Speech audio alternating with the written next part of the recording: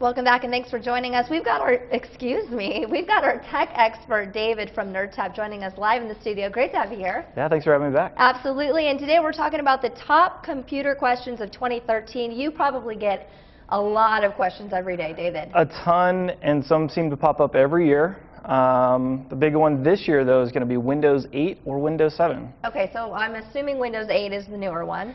It is. Windows 8 is basically, I like to think of it as Windows 7 Plus. Okay. They've added some new features. They're trying to attract that mobile sense to the field, where they have live tiles and things that have scrolling information right on your start page. Is it worth the money, though, if you already have Windows 7? If you're in Windows 7, I'd say stay put for now. I'd wait for the adoption rate of Windows 8 to go up naturally with people buying new computers. Oh, okay. Well, that's a good one. Now, another one that you say is pretty big is antivirus. This is something I don't know anything about, which I probably should. You say there's ones you can buy and then there's ones you can get for free.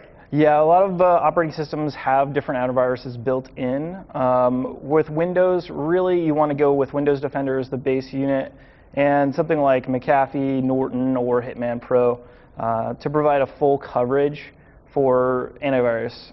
The biggest problem is people just clicking on the worst links, and a lot of the new antiviruses actually have ad blockers in them, so you don't even have to see the links to click on to go to a website that may give you a malicious software. Out of the free ones, which one do you recommend? I usually don't recommend free. Oh, okay. It's something that if it's free, they're probably having some issues not protecting you in the first place. All right, I always like my stuff free, but I guess I'll have to spend some money. And then you say, this is something I'm considering right now. Do I upgrade my old computer or do I buy a new one? I usually give people a budget. Okay. If their original computer was less than $500 and we're going to put $100 into it, that's more than 20% of the machine. You should probably save that $100 and save for another $500 to $600 machine. If your machine was $1,000, we can start looking at different options like RAM upgrades or even video card upgrades in most computers. And in 2013, what is a decent computer costing these days?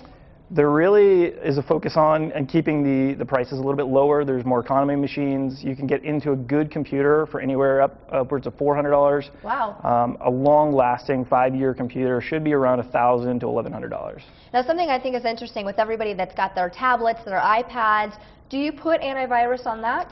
That's a common question I get from a lot of my customers with the Kindles, e-readers, tablets, iPads.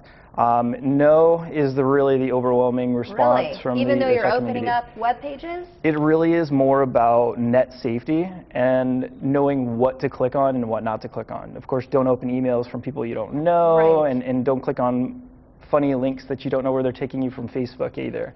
Okay, well, you know what? There are just so many questions, and if you guys have more that didn't get answered, you can go ahead and contact David at NerdTap. He has literally the answer to basically any question you have about computers or tech. He can look it up for you if he doesn't know either, because he's really good at that stuff, and his phone number is right there on the screen if you need any more details. We'll also have this on our web channel at KREX TV.com if you missed any of his answers. Stay with us. We'll be right back after the break.